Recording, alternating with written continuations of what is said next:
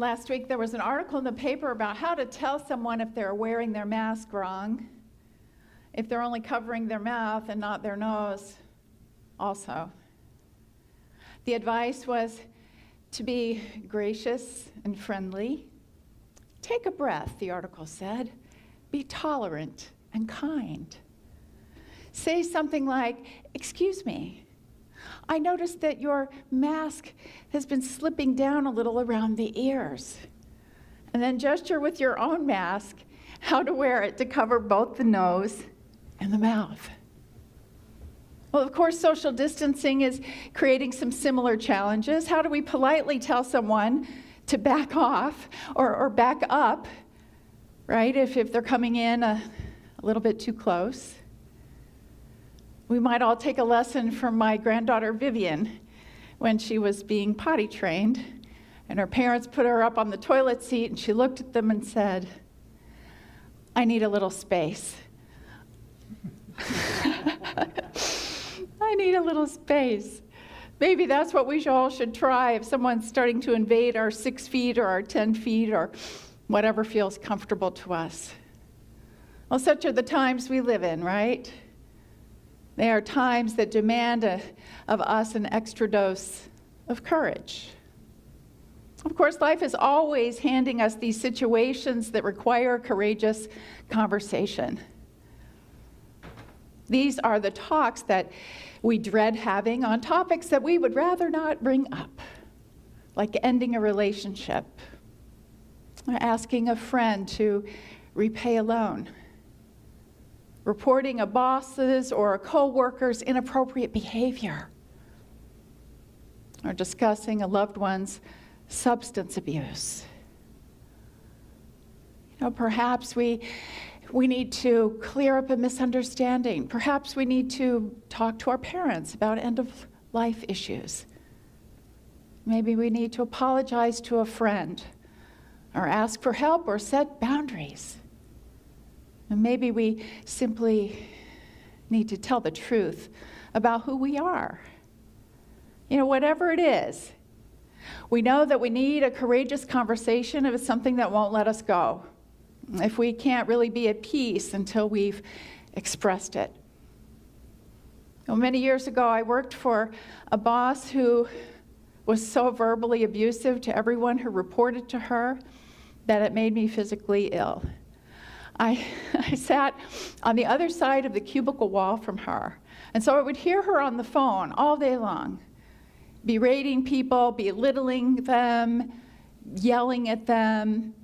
And I would sit on my side in my little desk, taking Tums and breathing deeply to try to keep myself okay. I finally got the coaching and support that I needed to speak up about her.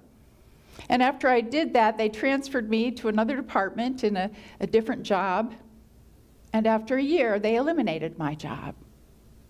But that was the best thing that ever could have happened to me, because I didn't belong there. And not only that, but I got a great severance package. And it was that very change that led me to go into ministry. You see? And oh, by the way, that very difficult boss of mine, eventually she also was let go from the firm. And she too started a new career. And she was very delighted to own and manage a winery. All right, good for her. A lot of times we worry about what will happen if we bring up a difficult topic. We might well ask what will happen if we don't. What kind of dysfunction will we perpetuate? What kind of pain will we prolong? And what will we be doing to ourselves in the process? When we repress or deny our own thoughts and feelings and needs, we actually impair our own mental, physical, emotional, and spiritual health. We actually do ourselves harm. By contrast, when we courageously speak from our hearts and share our truth, we set ourselves free. Haven't you ever noticed this? When You speak about something that you've wanted to talk about, that as a result, you feel lighter, you feel liberated, you feel at peace. Well, why is that? Because you've released what you were holding back inside. You've removed what was essentially blocking the flow of the divine, the flow of God, in, through, and as you. You know, in today's world, we have an extra amount of opportunities to have courageous conversations. Issues including the pandemic, racial injustice, the deep divide in our country, all of these call us to rise into a new level of being willing to speak up, to ask questions, and to listen well. For these and any challenges we may be facing in these difficult conversations, they require that we do a little spiritual work. We need to evolve a little bit spiritually in order to engage in them. Perhaps the most important work we do is learning to break free of our egos, right?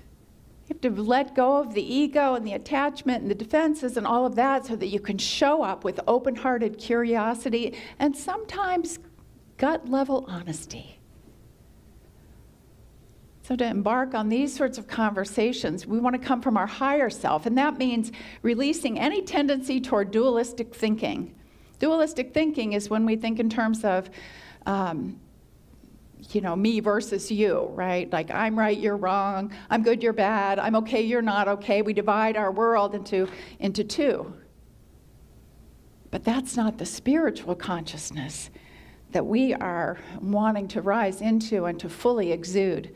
That's unitive consciousness. That's why we call ourselves unity. It's all about that oneness consciousness. In that consciousness, we recognize that we're all connected, that indeed at the most essential level, we are one.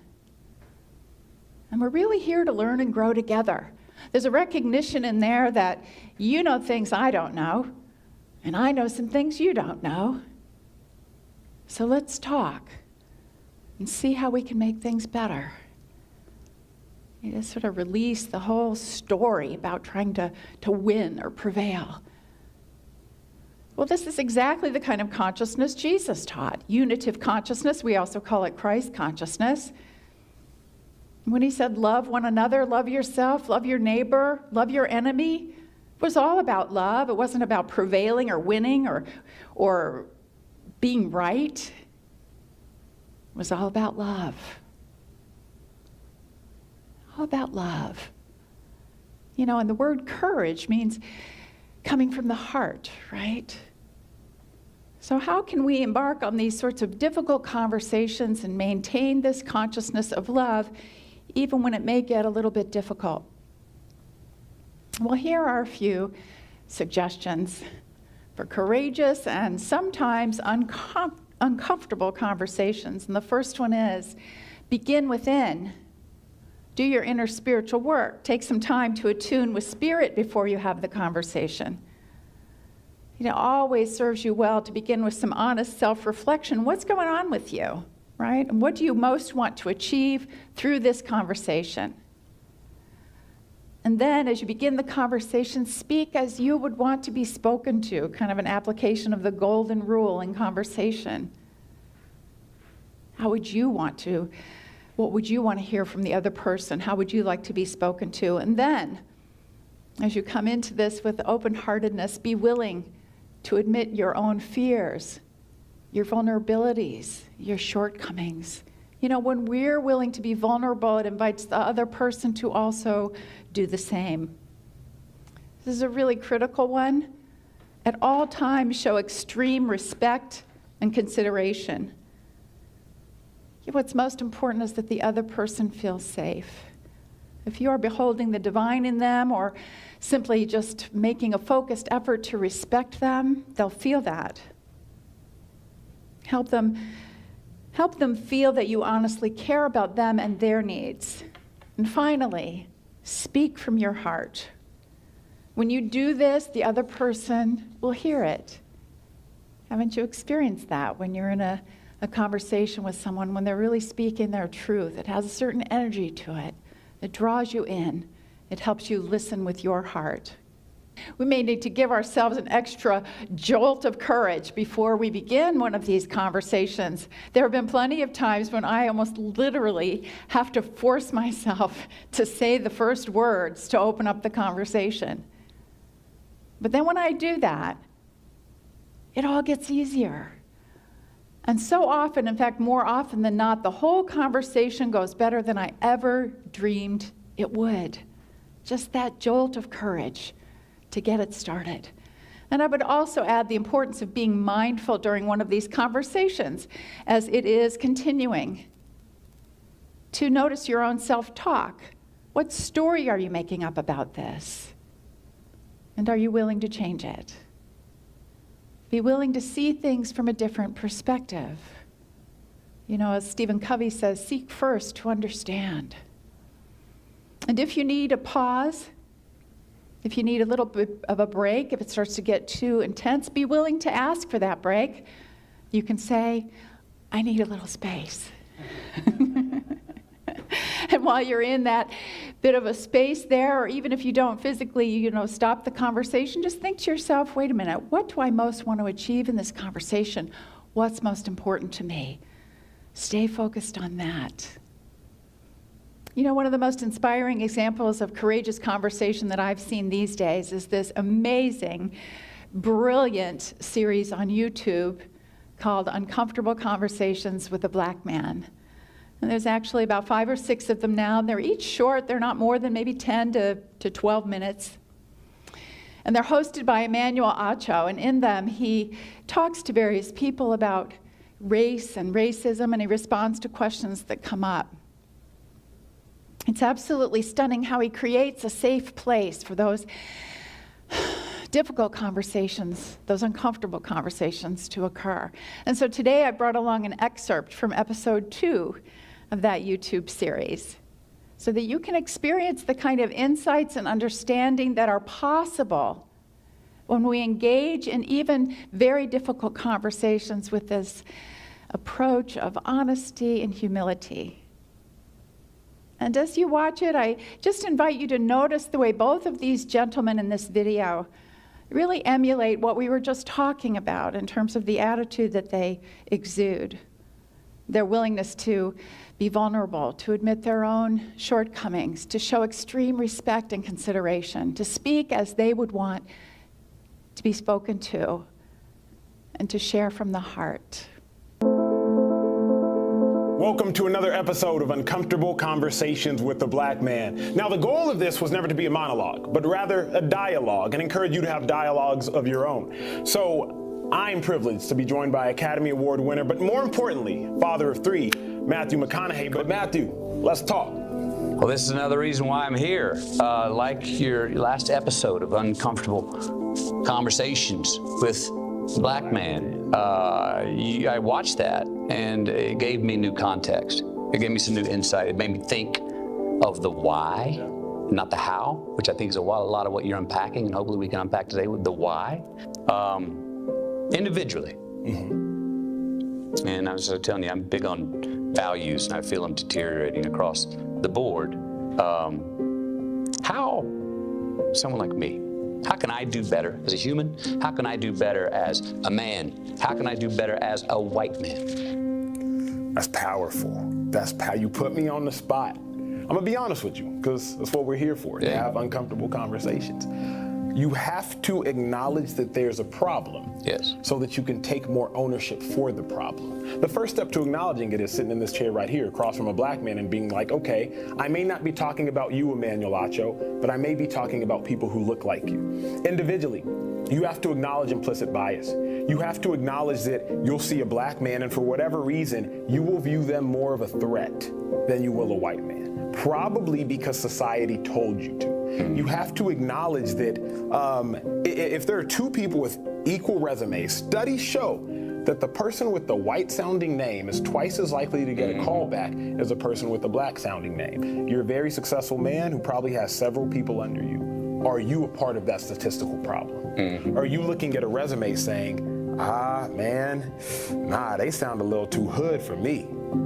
So I think individually, we must each fix the problem, because I believe that individuals, they affect the houses, and the houses, they affect the cities, and the cities affect the states, and the states affect the nation, and the nation affects the world. Continents, yes. Exactly. So individually, you have to acknowledge, maybe I do have a bias, Right. and fix it. Yep. Is Black Lives Matter a banner for now? Yes. But is it a banner that is a bridge, do you think, to take us to, when we see Black Lives Matter and we understand that and it's all agreed on, then we can wave the flag of all lives matter, but not until. I think it's not until. For example, right now we are facing the world's greatest pandemic since the Spanish flu. We all know that. Coronavirus, COVID-19. Right now we're focused on finding a remedy for that illness. We're focused on finding a remedy for that strain of the flu. That's not to say that cancer doesn't matter. It's not to say that HIV doesn't matter. It's not to say that ALS doesn't matter. All those things still matter, but right now, the coronavirus is killing people. And so in the same token, Matthew, that's what I propose, is that once we get these Black lives that are being ended unjustly handled by the grace of God, if we can get those handled through conversations like these, and I hope that y'all at home are having, then we can be at a point to focus on everything else. But remember, you walked in here with the mask. You walked in here with Clorox. Why? Because there's a virus going on. A specific one, specific virus that is imminently ending lives. And that's the same thing going on in the world. There's a virus. It's just of the mind. It's not of the body. Isn't that wonderful? I encourage you all to go online and watch them all. They're just so great. You know, these kind of conversations build a bridge. And so do, for that matter, the kind of conversations we're having on Wednesday night about race in our Faith Lift Zoom gatherings. They're conversations that help us share from a little bit deeper level, come to an understanding. At a time when it feels like everything is falling apart, these conversations help us come together. They help us learn and grow and forge a greater good. So we can each do our part by asking ourselves, what courageous conversation do I need to have? Or even an uncomfortable conversation. What is it that's been weighing on me that I want to clear with someone so that I can clear my own mind and heart? Or we might ask ourselves, what might I need to ask or say to someone to deepen my own understanding?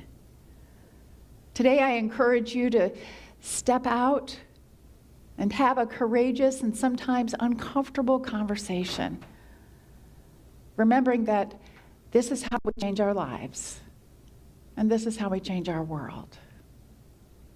Let's turn now to our meditation.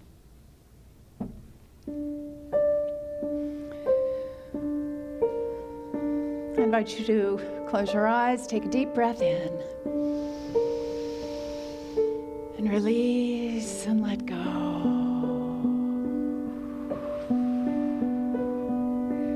Feeling the peace of God within you, this reassuring, comforting presence. Regardless of what may be happening on the outside in your life and in your world in this moment, give yourself the gift of knowing that all is well in my soul. All is well in my sweet, beautiful soul.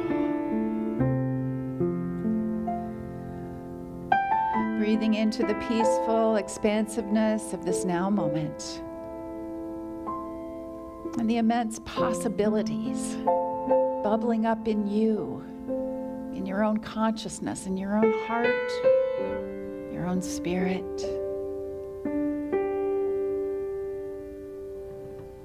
I invite you to know and deeply know that you are strong, that you are courageous, that you have within you all of the attributes you need to overcome whatever challenge may be before you.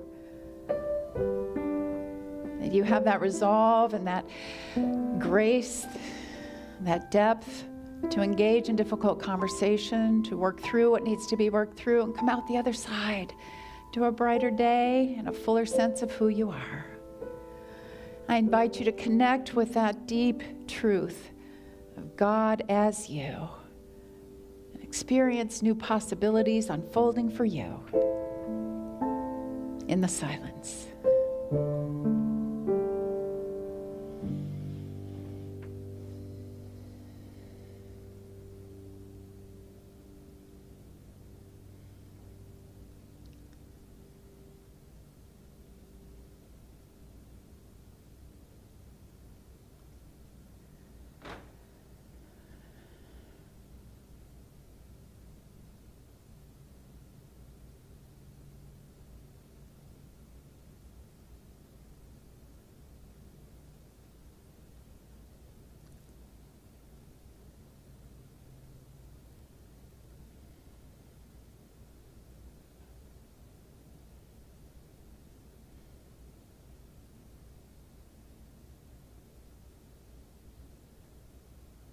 We feel this uptick of energy within us as we appreciate the unfolding of this new day, and we step forward into this day with excitement, with confidence, with courage, ready to do what is ours to do, to grow and expand, to be the very best, as we say in unity, the very best Christ we can be.